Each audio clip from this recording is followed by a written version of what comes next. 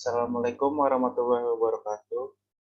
Kami dari kelompok 5, saya Lezar Wibisono dan teman saya Didi Irawan akan mempresentasikan bab 2 tentang kalimat. Pengertian unsur dan kalimat. Kalimat dapat berwujud lisan maupun tertulis. Dalam wujud lisan, sebuah kalimat diakhiri dengan intonasi final. Sedangkan dalam wujud tertulis, kalimat diawali oleh huruf kapital dan diakhiri oleh tanda titik, tanda tanya, dan tanda seru. Unsur kalimat merupakan fungsi sintaktis yang biasa disebut jabatan kata atau peran kata. Unsur-unsur tersebut adalah subjek, predikat, objek, pelengkap, dan keterangan. 1. Subjek. Subjek merupakan bagian kalimat yang menunjuk pelaku, tindakan, keadaan, masalah, atau segala sesuatu hal yang menjadi pokok suatu pembicaraan dan dapat diterangkan oleh predikat. Fungsi subjek dapat diisi oleh kata benda atau frasa nomina, klausa, maupun frasa verba. Contoh, yang memakai kebaya dosen saya. Berlari-lari kecil sangat bagus untuk badan. Membangun jalan layang nontol sangat mahal. Fungsi subjek baik berupa kata, frasa, atau klausa harus merujuk pada benda yang konkret atau abstrak. Namun, pada contoh di atas, walaupun fungsi subjek bukan diisi kata benda, tetapi hakikat bentuk fisiknya masih tetap merujuk pada benda. Subjek juga dapat dilihat atau dikenali dari cara bertanya dengan memakai kata tanya seperti siapa atau apa kepada predikat. Jika dalam sebuah kalimat terdapat jawaban yang logis dari pertanyaan yang diajukan, maka jawaban itu adalah subjek. Namun, jika dalam sebuah kalimat tidak ada jawaban yang logis dari pertanyaan yang diajukan, berarti kalimat tersebut tidak mempunyai subjek. Contoh, bagi mahasiswa diwajibkan mematuhi tata tertib yang berlaku. Yang kedua, menangis setiap malam. Jika bertanya siapa yang diwajibkan mematuhi tata tertib yang berlaku pada kalimat A, maka jawabannya bagi mahasiswa. Selanjutnya, jika bertanya siapa yang menangis setiap malam pada kalimat B, kita tidak akan menemukan jawabannya, karena kalimat B tidak mempunyai subjek. Yang kedua, predikat. Predikat merupakan bagian kalimat yang berfungsi memberitahu atau menerangkan tindakan atau melakukan perbuatan subjek dalam sebuah kalimat. Predikat juga berfungsi untuk menyatakan sifat atau keadaan subjek, termasuk juga untuk pernyataan jumlah sesuatu yang dimiliki oleh subjek.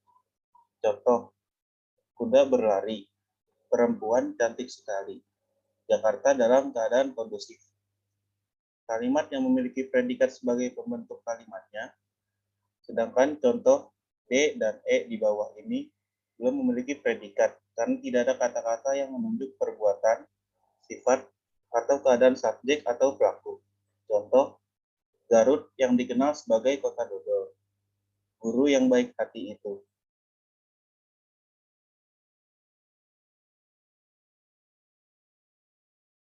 Kalimat yang memiliki fungsi predikat yang berupa verba transitif juga mewajibkan adanya fungsi objek yang melengkapinya.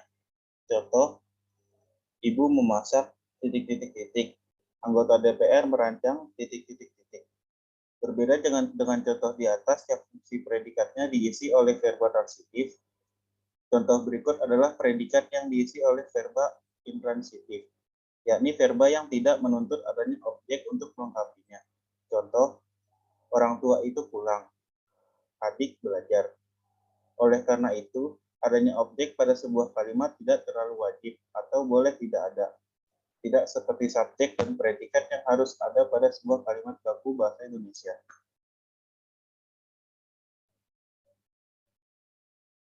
3. Objek.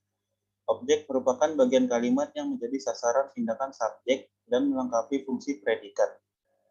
Karena sebagai pelengkap predikat, maka biasanya objek selalu di belakang predikat. Objek biasanya diisi oleh nomina atau frasa nomina dan juga klausa. Dalam kalimat pasif, objek dapat berfungsi sebagai subjek. Contoh, kalimat pertama, dosen itu membaca buku bahasa Indonesia. Kalimat pasifnya, buku bahasa Indonesia dibaca oleh dosen itu. Yang kedua, KPK menangkap para koruptor. Kalimat pasifnya, koruptor ditangkap oleh KPK. Kalimat ketiga, Presiden mengunjungi para korban bencana banjir. Kalimat pasifnya, para korban bencana banjir dikunjungi oleh Presiden. 4. Pelengkap. Pelengkap merupakan bagian kalimat yang berfungsi sebagai pelengkap predikat. Unsur pelengkap hampir sama dengan objek, hanya saja kalau objek dapat berfungsi sebagai subjek. Sedangkan kalau pelengkap tidak dapat berfungsi sebagai subjek dalam kalimat pasif. Perhatikan kalimat berikut. Yang pertama, hakim membacakan vonis hukuman. Kedua, Indonesia berlandaskan Pancasila dan UUD 1945. Kedua contoh di atas merupakan kalimat aktif yang sama-sama terdapat kata benda atau nomina pada fungsi predikatnya, yaitu vonis hukuman dan Pancasila dan UUD 1945. Namun, perbedaannya dapat kita lihat ketika kedua kalimat tersebut diubah menjadi kalimat pasif. Kalimat pertama, jika diubah menjadi kalimat pasif, menjadi vonis hukuman dibacakan oleh hakim. Pada kalimat kedua, kalimat pasifnya menjadi Pancasila dan UUD 1945 dilandasi oleh Indonesia, namun tidak bisa menjadi subjek.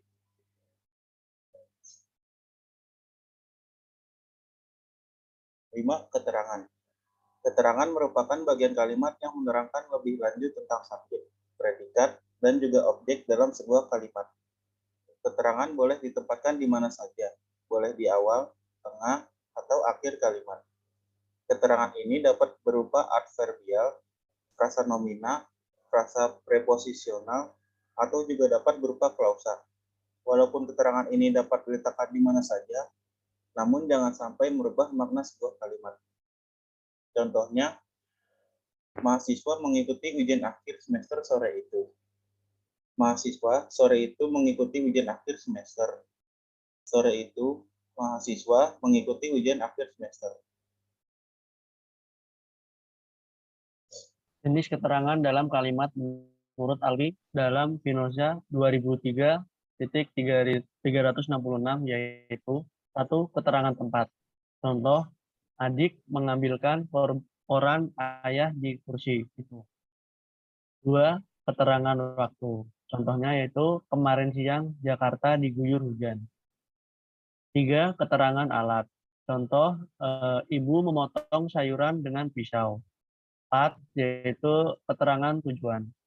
Contohnya, anak itu rela bekerja demi kedua orang tuanya.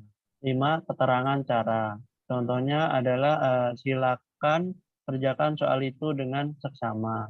6. Keterangan peserta. Contoh, Andi bekerja sama dengan saudara-saudara sekampungnya. 7 adalah keterangan simulatif atau kemiripan. Contohnya, para siswa bertanding sepak bola dengan atlet nasional. 8. Keterangan sebab. Contohnya, karena rajin belajar, siswa itu menjadi siswa terbaik di sekolahnya. 9. Keterangan salingan. Contohnya, anak-anak harap saling berpegang tangan satu sama lain agar tidak ada yang tertinggal. B. Pola dasar kalimat. Dasarkan fungsi dan peran gramatikalnya, ada 6 tipe kalimat yang dapat dijadikan model pola kalimat dasar bahasa Indonesia, yaitu 1. Kalimat dasar tipe SP. Contohnya, para korban banjir itu terlantar. 2. Dasar kalimat tipe SPO. Contohnya, KPK menangkap para koruptor.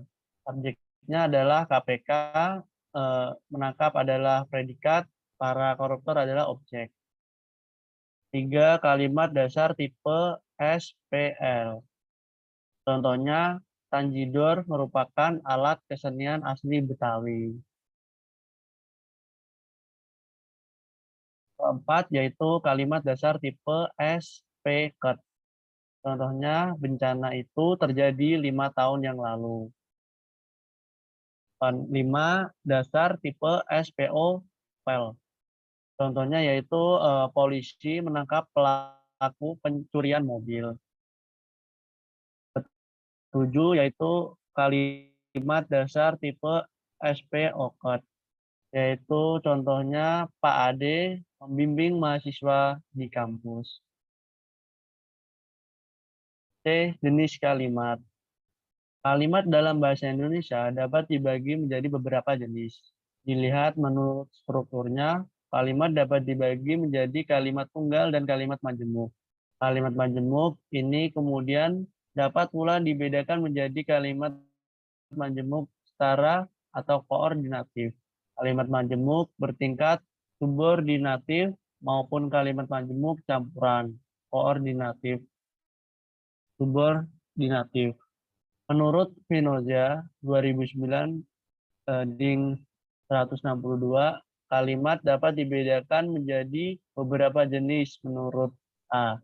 Jumlah klausa pembentukannya. B. Bentuk atau fungsi insinya. C. Kelengkapan unsurnya dan susunan subjek predikatnya. 1.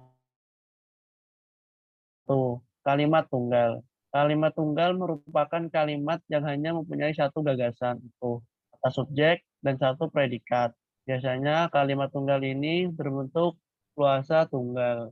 Unsur objek pelengkap dan keterangan tidak diharuskan ada dalam kalimat tunggal. Namun, jika predikat berbentuk verbal transip, maka objek diperlukan untuk melengkapi unsur predikat. Contohnya, KPK, Pemerintah Bersatu Berantas Korupsi, SPO. Kedua, kalimat majemuk.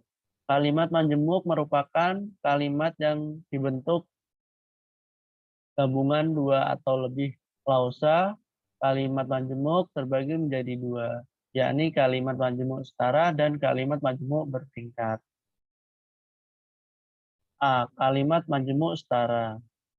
Menurut Spinoza, ciri-ciri dari kalimat majemuk setara adalah dibentuknya dua atau lebih kalimat tunggal.